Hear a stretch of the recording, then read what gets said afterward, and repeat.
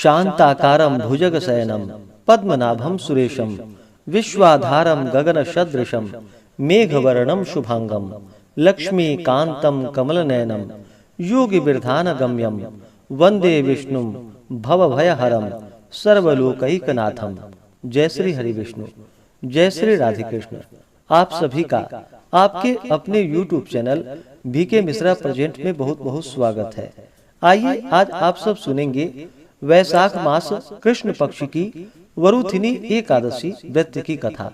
आप सभी भक्तों को वरुथिनी एकादशी व्रत की ढेर सारी शुभकामनाएं। आप सभी के जीवन में भगवान विष्णु माता लक्ष्मी की कृपा से आप सभी भक्तों को सुख और समृद्धि की प्राप्ति हो। भगवान विष्णु माता लक्ष्मी आप सभी भक्तों के इच्छाओं को पूर्ण करे। वैशाख मास कृष्ण पक्ष की एकादशी को इसे वरुथिनी एकादशी व्रत के नाम से जाना जाता है। जो भी भक्त सच्ची श्रद्धा के साथ नियम और निष्ठा के साथ वरुथिनी एकादशी का व्रत धारण करते हैं, इस दिन भगवान विष्णु का पूजन करते हैं, तो यह व्रत अनेक प्रकार के पापों को नष्ट करने वाली है। इस व्रत को धारण करने वाले को, व्रत में नियम पालन करने वाले को, कथा श्रवण करने वाले को हजारों गौदान का पुण्य फल प्राप्त होता है तथा स्वर्ग आदि उत्तम लोक इस व्रत के प्रभाव से प्राप्त होता है। तो आइए अब सुनते हैं वरुथिनी एकादशी व्रत की कथा। अगर आप एकादशी व्रत के उपलक्ष्य में ब्राह्मण दक्षिणा, अन्नदान, वस्त्र दान आदि के लिए देना चाहते हो तो आप अपने श्रद्धा और सामर्थ्य के अनुसार हमें डिस्क्रिप्शन में जाकर के वहां से गूगल पे, फोन पे या अकाउंट नंबर के माध्यम से आप अपने श्रद्धा और सामर्थ्य के अनुसार हमें ब्राह्मण दक्षिणा प्रदान कर सकते हैं। तो आइए सुनते हैं वरुथिनी एकादशी व्रत की कथा। तो बोलिए प्रेम से भगवान विष्णु की जय, माता लक्ष्मी की जय, एकादशी माता की जय, सर्वदेवी देवता की जय। धर्मराज युधिष्ठिर के पूछने पर भगवान श्री कृष्ण ने कहा कि हे पांडु नंदन, अब मैं तुम्हें वरुथिनी एकादशी व्रत का महात्म्य सुनाता हूँ। आप सुनिए। वैशाख के कृष्ण पक्ष की एकादशी का नाम वरुथिनी एकादशी है। इसी वरुथिनी एकादशी का व्रत करके महाराज मानधाता ने मोक्ष की प्राप्ति की थी और अनेकों धुंधुमार इत्यादि राजाओं ने इस एकादशी के व्रत को करके मुक्ति को प्राप्त किया है। अनेक प्रकार की तपस्याएं हजारों लाखों वर्ष करने पर भी वह फल प्राप्त नहीं होता जो इस वैशाख कृष्ण पक्ष की एकादशी व्रत से प्राप्त होता है। अतएव इस एकादशी का व्रत प्राणी मात्र को करना चाहिए। सूर्य ग्रहण में कुरुक्षेत्र में विधिवत स्नान पूजन कर 100 बार स्वर्ण दान करने का जो फल होता है, वह फल केवल वैशाख कृष्ण पक्ष की वरुथिनी एकादशी का व्रत करने से होता है। श्रद्धा और भक्ति के साथ इस वरुथिनी एकादशी व्रत करने वाले के समस्त मनोरथ पूर्ण होते हैं और वह इस लोक में रहकर सुख और ऐश्वर्यों का भोग करता है और अंतकाल में स्वर्ग सुख को पाता है। गजदान महान पुण्य को देने वाला और पाप एवं संताप का नाश करने वाला है। अश्वदान भी पुण्यप्रद है, मगर गजदान के समान नहीं है। पर भूमिदान का पुण्य अत्यंत ही महान है। उसकी तुलना में अश्वदान और गजदान एकदम तुच्छ है।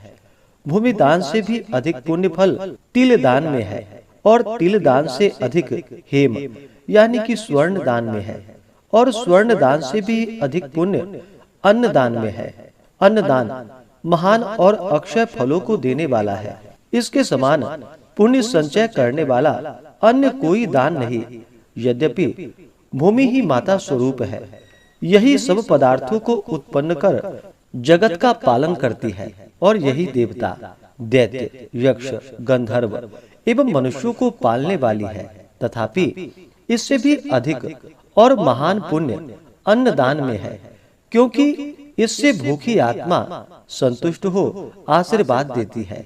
यह दान यद्यपि पृथ्वी पर सर्वोपरि है, तथापि कन्यादान इससे भी अधिक पुण्यप्रद और मनोरथों को पूर्ण करने वाला है।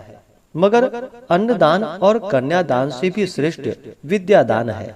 यह दान, धर्म, अर्थ, काम और मोक्ष को देने वाला है। वैशाख मास के कृष्ण पक्ष की वरुथिनी नाम की एकादशी का व्रत करने वाले को ये सभी पुण्य फल अनायास ही प्राप्त हो जाते हैं। शास्त्रों में बतलाया गया है कि जो दुष्ट मंद बुद्धि मनुष्य कन्या बेचकर धन प्राप्त करते हैं वह महान पापी होते हैं। वह अनेक जन्म जन्मांतरों तक नरक में वास कर अंत में विडाल योनि में जन्म पाते हैं।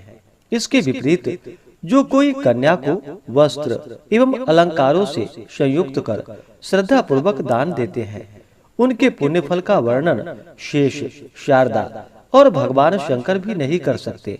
व्रत करने वाले को दशमी के दिन सायं काल के समय एकादशी व्रत करने का संकल्प करना चाहिए।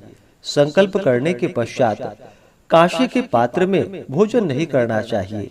मांस, मसूर, कोदो, सांबा, शाक, मदिरा, दूसरे का जूठा अथवा बारंबार भोजन नहीं करना चाहिए। साथ ही साथ मन को एकाग्र कर शांति पूर्वक रहना चाहिए।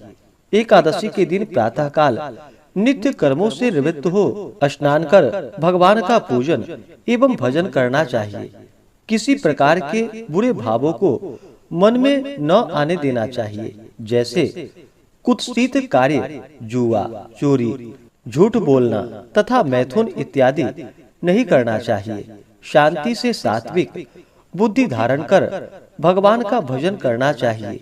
दिन एवं रात्रि किसी भी समय निद्रा के वशीभूत नहीं होना चाहिए, बल्कि जागरण कर भगवान के सामने नृत्य, गीत आदि करके भगवान की आराधना एवं पूजन करना चाहिए। इस प्रकार वरुथिनी एकादशी का व्रत करने वाले के सभी पाप नष्ट हो जाते हैं और फिर कथा के पढ़ने एवं सुनने वालों को हजारों गोदान का फल प्राप्त होता है और अंत में विष्णु लोक की प्राप्ति होती है। कथा के अनुसार प्राचीन काल में नर्मदा नदी के तट पर मानधाता नामक राजा राज्य करता था। वह अत्यंत दानशील तथा तपस्वी था। एक दिन जब वह जंगल में तपस्या कर रहा था, तभी न जाने कहां से एक जंगली भालू आया और राजा का पैर चबाने लगा। राजा पूर्ववत अपनी तपस्या में लीन रहा। कुछ देर बाद पैर चबाते चबाते भालू राजा को घसीटकर पास के जंगल में ले गया। राजा बहुत घबराया, मगर तापस धर्म अनुकूल उसने क्रोध और हिंसा न करके भगवान विष्णु से प्रार्थना की। करुण भाव से भगवान विष्णु को पुकारा। उसकी पुकार सुनकर भगवान श्री हरि विष्णु प्रकट हुए और उन्होंने चक्र से भालू को मार डाला। राजा का पैर भालू पहले ही खा चुका था। इससे राजा बहुत शोकाकुल हुआ। उसे दुखी देखकर भगवान विष्णु बोले कि हे वत्स, शोक मत करो, तुम मथुरा जाओ और वरुथिनी एकादशी का व्रत रखकर मेरी वाराह अवतार मूर्ति की पूजा करो। उसके प्रभाव से पुनः सुदृढ़ अंगों वाले तुम हो जाओगे। इस भालू ने तुम्हारे जो पांव काटे हैं यह तुम्हारे पूर्व जन्म का अपराध था। भगवान की आज्ञा मानकर राजा मानधाता ने मथुरा जाकर श्रद्धा पूर्वक वरुथिनी एकादशी का व्रत किया, जिसके प्रभाव से राजा शीघ्र ही पुनः सुंदर और संपूर्ण अंगों वाला हो गया। इसी एकादशी के प्रभाव से राजा मानधाता स्वर्ग को गया था। जो भी व्यक्ति भय से पीड़ित है उसे वरुथिनी एकादशी का व्रत रखकर भगवान विष्णु का स्मरण करना चाहिए। इस व्रत को करने से समस्त पापों का नाश होकर अंत में मोक्ष की प्राप्ति होती है। तो बोलिए प्रेम से भगवान विष्णु की जय, माता लक्ष्मी की जय। वैशाख मास कृष्ण पक्ष की एकादशी तिथि प्रारंभ समय 23 अप्रैल 2025 दिन बुधवार शाम 4:44 और एकादशी तिथि की जो समाप्ति है वह 24 अप्रैल 2025 दिन गुरुवार दोपहर 2:33 पे एकादशी तिथि की समाप्ति है। तो सूर्योदय व्यापनी के अनुसार शुद्ध रूप से एकादशी का व्रत सभी भक्तजन जो कि 24 अप्रैल 2025 दिन गुरुवार को धारण करेंगे। व्रत का पारण जो कि द्वादशी तिथि में करनी चाहिए और हरिवासर समाप्त होने के बाद करना चाहिए। द्वादशी तिथि प्रारंभ समय 24 अप्रैल 2025 दिन गुरुवार दोपहर 2:34 और द्वादशी तिथि की जो समाप्ति है वह 25 अप्रैल 2025 दिन शुक्रवार सुबह 11:46 पे द्वादशी तिथि की समाप्ति है। तो हरिवासर समाप्त जो कि 24 अप्रैल की रात्रि 8:38 पे होगा। तो व्रत का पारण अगले दिन जो कि 25 अप्रैल को किया जाएगा। पारण का समय 25 अप्रैल को सुबह 5:46 से सुबह 8:23 तक व्रत का पारण किया जाएगा।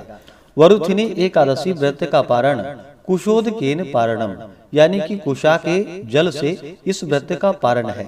यह संभव ना हो पाए तो आप जल, फल या तुलसी दल से व्रत का पारण करें। पूजन का शुभ मुहूर्त 24 अप्रैल को सुबह में पूजा का समय सुबह 4:41 से सुबह 5:47 तक विशेष मुहूर्त होगा और शाम के समय में पूजा का शुभ मुहूर्त शाम 6:52 से शाम 7:58 तक विशेष पूजा का मुहूर्त होगा और अभिजीत मुहूर्त का समय सुबह 11:53 से दोपहर 12:46 तक होगा।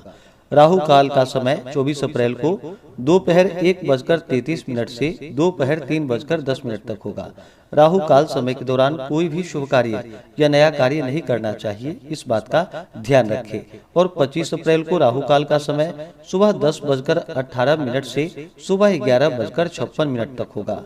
25 अप्रैल को पूजा का शुभ मुहूर्त सुबह 4:40 से सुबह 5:46 तक होगा। 24 अप्रैल को नक्षत्र शतभिषा होगा सुबह 10:49 तक। उसके बाद पूर्वा भाद्रपद नक्षत्र होगा।